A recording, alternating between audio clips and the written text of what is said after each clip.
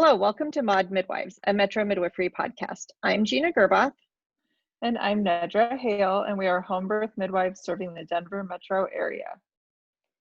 So we procrastinated this. Yes. We had a very busy weekend, very busy. I think, how many babies were born last week? 4. In the past week, we had 4 babies, I think. Is that right? Yeah, I think so. And with 4 babies comes lots of postpartum visits and all of that stuff. So postpartum home visits. So it's been really busy. Yeah. So we were just talking about how there wasn't a weekend. There was so it's Monday today, but there was not a weekend. It was a working weekend. I had a baby on Saturday morning and Sunday night. It was like over 36 hours between them, but just, ended up that way. Yes. So we put off Mod Midwives until today. And then of course there was a baby last night. So yeah. And I'm like, my house is all torn up because my dad's moving in with us, because as we've mentioned before, he's having some health challenges. And so I was scrambling to trying to find a place where I could even sit to do my podcast today. Yeah. Yeah, I actually kind of forgot we were going to do it, and that's why I have my AirPods, but I see you're using your AirPods too instead of our our legit headsets, but I think they work great. I think they're just almost as good. So well, we realized it's been a long time since we've talked about now we call it COVID, but once upon a time we started calling these our coronavirus episodes. But we haven't had an update on where we are with coronavirus and our practice for a long time. So we thought it'd be a good idea to kind of talk about how that's evolving. Sharing, I think the last time we talked about COVID, we were sharing frustration about kind of the denial of COVID, the denial of the severity of COVID. And I think we could probably touch base back on that and then talk about practice changes that we've made. Because here in Colorado, we actually have done an okay job, but we did have a little uptick in the past few weeks. So, overall, Colorado is faring better than many, many states. But we live in the Denver metro area, which is the highest concentration of cases, of course. And so, so we have seen a little increase, but nationwide, it's terrible. It's absolutely terrible. It is. I mean, what are we at? 140,000 deaths or something? Is it more I than actually that now? don't know. I don't know. I think the last time I looked, it was 136. So I think that's probably right. It's just absolutely horrid. And it is like people are forgetting about it. Like it's already old news and we're all getting back to our normal life. And it's not normal. Like it's not gone. Yeah. And I'm just experiencing a lot of frustration with, I don't understand why people are so hesitant to just believe the experts. I just don't get it. I don't. I mean, it is one of the things that is just like so disheartening about humanity in general and Americans in general, I don't understand.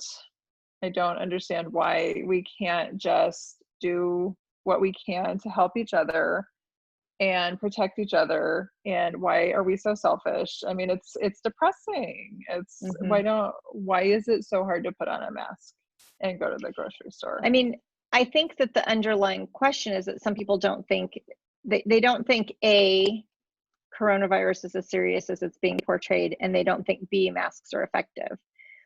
And I saw a really funny meme that was like, simultaneously the same group of people is saying masks aren't effective, and then they're also saying they can't get adequate oxygen in masks. So the same group of people is saying that it doesn't block the virus, but it does block oxygen, or it traps carbon dioxide, which is completely not true. And I mean, that is super, super illogical, It's very illogical. And there has been so much evidence and recommendation coming forth, since, of course there was some confusion in the beginning, but now it's really clear that we should be wearing masks, that all of us should wear masks. It's very clear. And I just don't even understand how we're even arguing about this. It is right. Like, how has this been politicized? How has this been politicized? How has it? Don't get it.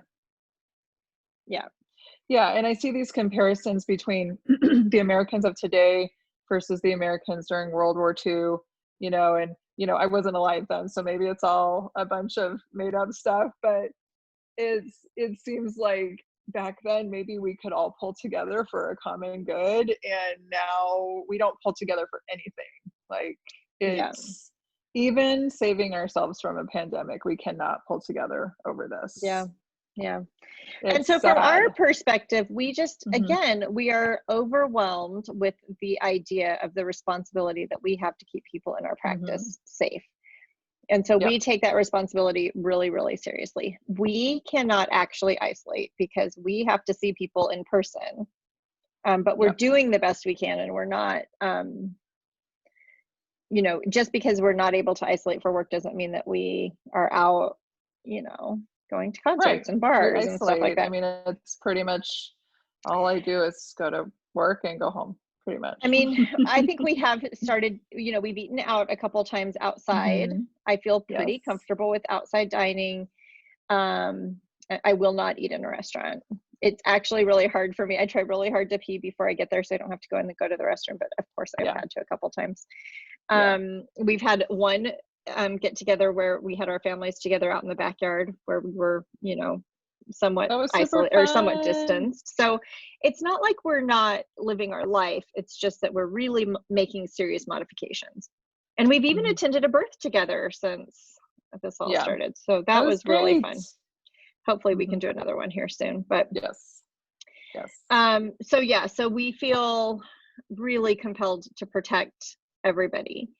And just want to remind people that, part of our caution is other-centered. It's not just to protect us. Although it's totally okay to want to protect yourself, and we also do want to protect ourselves. If we get sick, that impacts our ability to provide care to a lot of people. So. Right. It's a big, if I get sick, it could really hurt my dad. I have children, you have older folks living at your house, you could really, affect them. And we work with babies, and it is a total myth that babies can't become ill from COVID. Like, all of this stuff that people are stuck on is old because the information evolves. Yes, young people can get sick. Yes, young people can get seriously ill and die. So why? I mean, we cannot risk exposing infants and I people. still have to say, even if that old news of only old people are having these consequences, it's still not okay to let it spread. I mean, right. Again, let's with just the illogic. not care about the old people. Yes. Right. Yeah. So in terms of what we're doing differently in our practice, we have made some changes.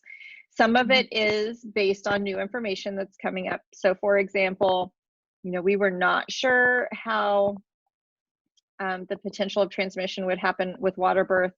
There was some reports of fecal contamination, which in case this is news to anybody, there is fecal contamination in the birth tub. And so we were really being a little cautious on the water birth front. We have pretty much lightened up on that because it seems like it's unlikely to be transmitted through water birth. So that's something that is important to a lot of people that we have, I mean, I just keep saying lightened up, but, relaxed a little bit. Right. So, and then the other thing is that before we were intentionally alternating virtual versus in-person visits, and right now we're giving people a choice. We still need to do, basic visits in person, but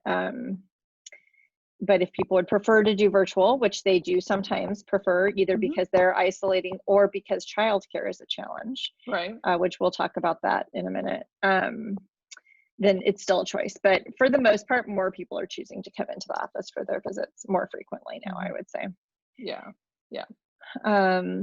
And the way that we have changed that up a little bit is that I'm doing more of the in-person visits because you do have to, with your dad being sick, you do have to limit your exposure, probably more than I do. Right. At the moment, so my I'm in-laws taking more of the virtual visits, and that's totally comfortable. Yeah, I do not like the virtual visits. I have learned lessons that I've learned about myself is that I thought I always knew I was in the middle of extrovert, introvert. I thought I was more on the introverted side because of the recharging thing. I still really do need my recharging time.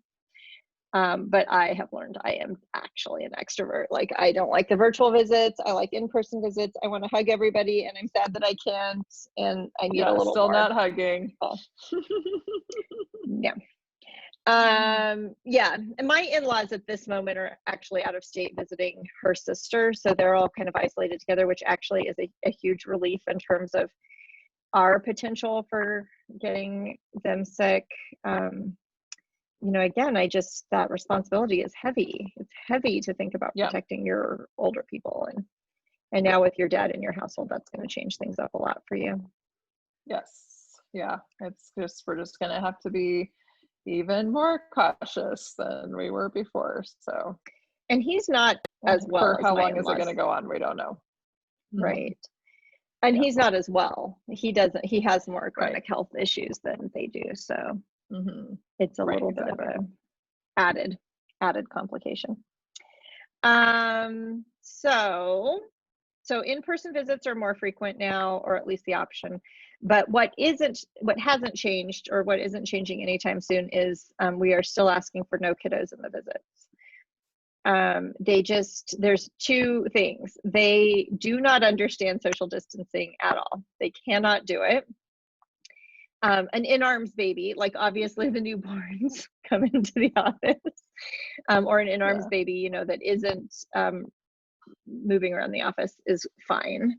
But they don't understand 6 feet. They don't understand why we don't want to hold them or see their stuff, or, it's hard. It makes us feel like jerks. So, and then they touch literally everything. Like, they touch everything in the office. Yes.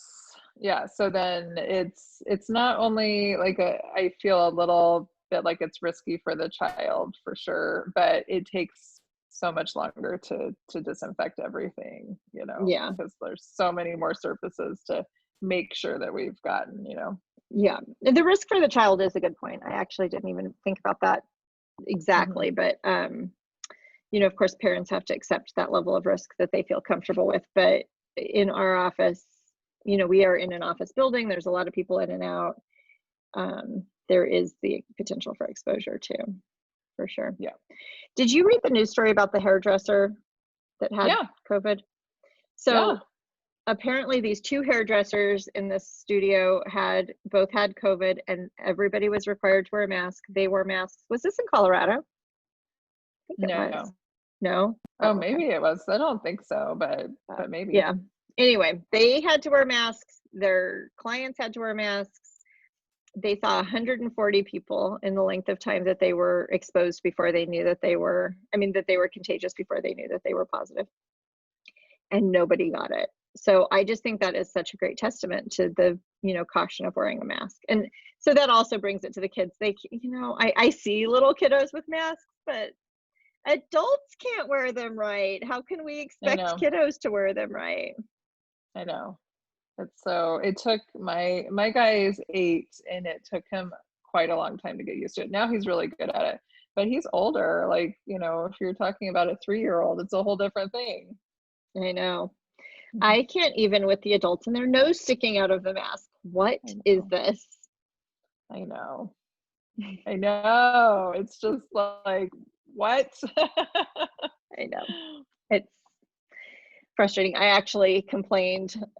I was called a Karen by my children for doing this, but we were at Andy's frozen yogurt, and 2 of the guys I could see walking around in the back had their noses out of their masks. I'm like, you're potentially contaminating our food.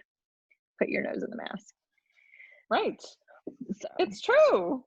I mean, it does not work if your nose is sticking out of it. It doesn't. So they're like, you're a Karen, but you're like a pro mask Karen. I'm like, I don't care. They need to hear that the customer is paying attention to how they're wearing their masks. Yeah. Good. What other kind of practice things should we make sure that we share? Let's see. So we talked about, so obviously people need to wear masks in the office still, and we have a statewide order for masks now. So it's, right. So you're even like you're even supposed to do it by mandate. So, right. Even if it's not just to, protect us when you come into the office and the other people coming in, like we're all supposed to do it by law. So, what else? I'm trying to think of all the reminders that I always do. Well, let me say that we do have masks available if people I can certainly relate to walking out of the house and forgetting to put it on, although I keep a whole thing in my car, so I don't get far, but we will ask you to put on a mask and we'll provide one for you if you need it. Yeah. We are lucky that we finally have been able to get some better PPE. So yes, we've got surgical masks. We've also got N95s and KN95s. And the N95s are more protective for us. So that makes us feel a little bit more secure at your birth, but they are really challenging. And I did whine about it on social media this week because, after being at a birth in an N95 for hours and hours, and even just a few hours, which is fast by any standards, it's uncomfortable. You get really sweaty. There's this whole thing about mask knee. People are breaking out where the masks are. It's hot. It's been so hot this week in Denver. Yeah. So it's just hot and uncomfortable, but we do feel better in terms of our protection.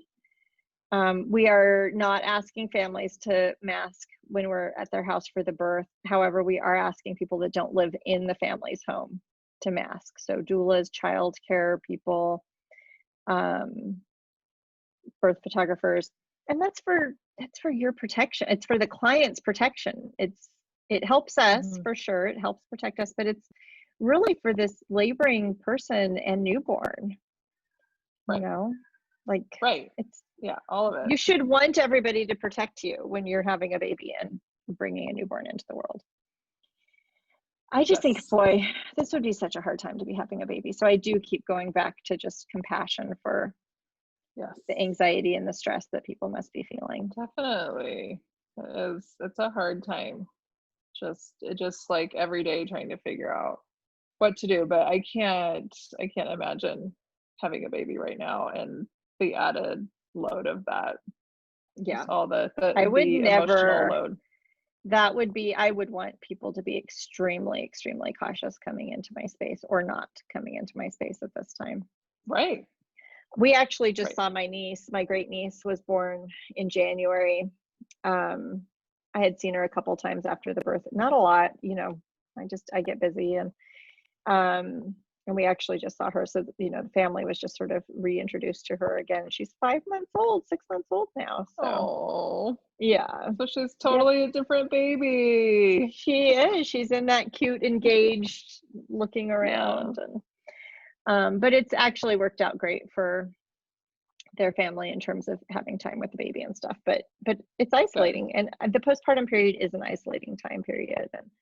And they're saying the rates of maternal mental health disorders are on the rise, with all of this stuff going on. So have you seen that article going around about the decrease in premature babies born? Okay, I saw it and I clicked on it and I started reading it. I didn't have time to finish it. What was I didn't either. I haven't been able to read it either, but I think we should dive into it and see what's up. I mean, don't you suppose it's the decrease in elective inductions? I don't know. I mean, I've seen a couple people batting around the theory that it's about the lifestyle change, that there's not so much working and the stress. People are home and the stress. Yeah. So I don't know. Or it's a different kind of stress. I still feel like it might still be stressful, but I mean, I'm stressed out, so I would think that I'm not the only one. I'm stressed out for sure. But oh my gosh, if they're still doing elective inductions and coming out with preemies after all of the technology that we have to find out where we are in our dates, that would be so upsetting. But I suppose they are. Oh, I think I guess it's actually, I think that that's actually a good topic for another podcast, but I think that Yeah. iatrogenic prematurity is still a leading cause of prematurity. Oh, for the goodness sake. Oh my gosh. I think it's I know I was going to say something worse. OFFS. Yes. Yeah. So, well, the births have been going straightforward around here. You know, no, not much unusual, some pretty quick labors. You know, so for being a busy week, it's been a really straightforward week, which is great. And they put spaces in between themselves, so that was nice. Yep. I'm looking forward to a weekend. I will be taking not this weekend off, but the better part of the next weekend off. My son is leaving. He's joining the Army. He's leaving for boot camp. Our anniversary is like 2 days before he leaves. So not this weekend, but the next weekend is going to be like legit weekend time for me. Although sad. I think it'll be sad. Maybe it won't. I mean, when my first son he did his senior year in Germany, and I mean, I ugly cried at the airport. It was so bad. But I feel like I'm getting hardened and heartless, and it might be kind of a bye-bye, don't let the door hit you on the way out kind of a situation too. So, and I'm just secretly a little amused to think about what boot camp is going to be like for him. So that's going to be, I don't know, interesting. It's going to be a wake-up call, because every time I ask him to do something, it's like, ugh, so much work. I know. They can't, like my son has gotten more polite about blowing me off, so he'll like text me, just a moment, you know, and like 3 hours later I'll get whatever it was. Just a moment, and I'm like, you can't tell your person at boot camp, just a moment. I'll get to it when I get to it, is what I've heard before. Not so polite. Not so polite. So there's a little piece of me that's like, you know, poetic justice is awesome too. Good. Well, Let's I'm pretty sure I'll cry. So if you don't cry, I will cry for you, because I mean, I tend to sympathetically cry. What I so do. If you'll cry, yes, I'll probably cry. I don't know what this send-off is supposed to look like. You know, it's not. I think they used to have a big thing, and they're not doing that. And we can't go to his graduation, which is in Fort Sill, Oklahoma, by the way. So, oh darn. In like, well, actually, by the time he starts in August 2nd or 3rd, and then it's 10 weeks, so it won't be so hot by the time he's done, but it's going to be hot as Hades when he gets there. So anyway, we can't go to his graduation, and he's supposed to quarantine. I don't really understand how they do it. I think they're quarantining them for 2 weeks, but not like complete, like group quarantine. I don't really know. I don't totally get how it works, but oh, and then another coronavirus update, not really update for our practice, but we've been fascinated by these articles about blood type and COVID protection. It would appear that there's some protective effect of having an O blood type. O positive or negative, it doesn't matter, but just having O. It could be an antibody thing, it could be a protein thing. There's a little discussion going on, but it seems like there's a 50% reduction in severe cases with O blood types, which is fascinating. And I'm sorry, and A seems to be the worst. Which is me, of course. So I'm like, it figures. So we did all of this. So my son that's going into the military is also an EMT, and he wanted to practice blood draws. And I said, okay, well, let's, I know I'm O positive. We know Quinn's O positive because he got typed in the hospital. And Liam wanted to know his blood type a couple of years ago, and he's O negative. And I was like, well, that's weird, because we were always under the impression that my husband was A positive, which it's possible. We don't have to get into that, but it's unlikely that we would have a negative child. But anyway, so Liam doing blood draws led to all of this brouhaha, so that Jason, my husband, and Reese, my third, got typed. And Reese didn't consent to the blood draw, but we did the Eldon card. And I'm like, I think you're O negative too. And that was like, I thought, gosh, that's astronomical. So then Reese drew Jason's blood, and it turns out he's O negative. So that all makes sense. We're all O. And while I feel comfort by that, I also feel nervous about that because boys, teenagers / young men, 20 somethings, think that they're invincible already. And then if they read this article that there's a protective effect of being O, I do worry that they're going to think that that makes them invincible. Right. So I'm a little bit worried about them knowing immune. O doesn't make you immune. And so I do worry about how that information will, land on them. So anyway, that was our other coronavirus experimenty stuff that we were doing this past couple weeks. So how about your lifestyle? How has that changed in terms of, are you still wiping down your groceries and all of the stuff? Yes. Nothing's changed really, except for, we've had, you and I have had a couple of meals in a restaurant, and that is all that I have done. We haven't gone out to a restaurant.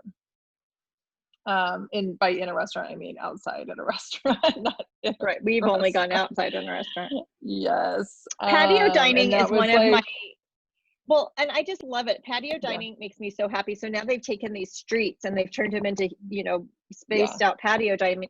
I'm really happy about that. Yeah, and it is really fun, and I really miss eating in restaurants, but it is also a little outside my comfort zone. So it's like there's all these, all this conflict, but I'm glad that we've done it because it was really fun. But yeah, we still get everything delivered. We don't go anywhere. We wipe everything down. It's pretty much the same. Yeah, that's interesting. And we're supposed to go to Yellowstone. We're supposed to go to Yellowstone next month. So that is the big question: is that going to happen? So, I just think of all of the trips, that sounds like the best thing that you could have had camp planned. In a tent, but one of my kids has already bailed because she thinks it's not safe, and so I don't know. We'll see. I really want to go. Do you think that she also might be like me and tent camping doesn't sound appealing? Do you think this could be I think that there is a pattern of her bailing on a lot of things that we want to do. So there is the potential for this being an excuse. I mean, she I also wouldn't want to go used tent the camping volcano either. excuse. Yeah. Oh, the volcano at Yellowstone. Yes, she says it's on the brink of eruption, and I'm like, well, I mean, the brink could be like in the next million years, right, or something. Yeah, and I'm like, if it's gonna go, I'd rather be like at the epicenter than in Colorado, because we're just all gonna get the fallout. So I don't even know what the ramifications of that are. Is it if Yellowstone blows, we're all in trouble, kind of thing? Yeah. Okay. It's bad. Good. So at least it'd be over quickly for you. Yes, I think that sounds great. So, and maybe we saw some bears before we went out. So yeah. But I'm not terribly concerned about it. As soon as you said tent camping, I was like, oh yeah, I'd be sort of not super excited about that either. But my new thing is I want my little mobile camper van to take to births with me, so that we have a little place that we can go take off our masks and take a nap. And because we really can't in the house, or we really shouldn't in the house. Although I think in a separate room, it's probably arguably okay. Yeah, I mean, I had 2 nights in a week where I slept in my car at these births, and it's not comfortable. No. Nope, but at least it's summer. I've slept in my car in February, and that was horrible. I could have been an icicle. So yes. Yeah. Oh, what is this going to look like in the winter? What is this all going to, I mean, this has already gone on so much longer than I thought it would. I feel like I've been feeling frustrated with some of the reports that if everybody would just wear masks, we could have just eradicated this like ages ago. I know, it makes And me it so just feels like mad. we're drawing it out longer than it needs to be. I mean, we're going to have to be careful. I think that we would probably still be needing to mask and stuff like that ourselves, but to think that we could have been where some of these other countries are is, it's just frustrating. It is. Yeah. So I guess the bottom line is we are making changes, but we're certainly not back to normal. We have no idea of what, normal looks like in terms of when will it return or what will the new normal even look like. But we are trying to make ease where we can. And I'm feeling a lot better about the in-person visits. Oh, I was thinking we've been debating on and off about how to handle the home visits, the prenatal home visits, and been thinking about creative ways to make that work. So yeah. And in the meantime, my COVID hair just keeps on growing. Right. It's getting really long. I can pull it back now. I'm about to cut my kids' hair because it's time. I mean, it's past time for sure. Yeah. So. And your hair hasn't been cut for a long time, or did you trim it up? No, I mean, I just cut the bottom of it off last week because I couldn't take it anymore. But it has not had any professional attention in quite some time. Well, I feel like I need to give a shout out to our hairdresser, Natasha, because she cut my hair in such a way that it's growing out. I mean, I've got this weird thing happening over here because it's all flippy, but for those of you who are not on Zoom, it's actually growing out like pretty even, like it's working out. Sometimes hair grows out it looks weirdly, great, and it's not doing too much of that. So yay for that. But I'm not. Yes, I will not be cutting my own hair. I will have really long hair before I will cut my own hair. Your hair like has some value to it. My hair, I could just take like pinking shears to it and then like have Natasha fix it later, and that would be fine. No, I would not do that. That would not happen with me. The thing is, I don't like the way I look with longer hair. I like the way I look with short hair. I think it fits my face shape better. So it's not about my hair. I actually like my hair, but I will not be. No. Yeah. Short hair is hard. I do an A-line, and that's a hard cut to achieve, and no, it's not going to happen. Yeah. And I'm not going to let Quinn do it either. So haircuts and masks and water birth and all kinds of changes. But yeah. All right. Well, make sure that you follow us on social, at Metro Midwifery, Instagram, Facebook, Twitter. How's our Twitter doing? I just realized I haven't checked in on Twitter for a while. It's doing well. I mean, it's not like rocking and rolling, but it's definitely like we've got more momentum than we had before. So good. Good. We are getting ever closer to 1,000 viewers or 1,000 followers on Instagram. Not really. It's like 850.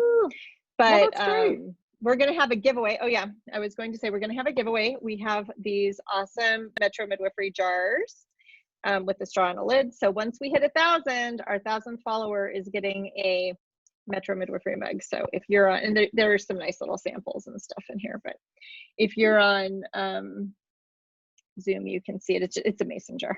It's a mason jar with our logo and a lid and a straw. Cute. So, yes. Yeah. So follow us on Instagram, and our 1,000th follower will get a jar sent to them. So, all right. Have a great week, everybody. We'll see you later. Bye. Bye.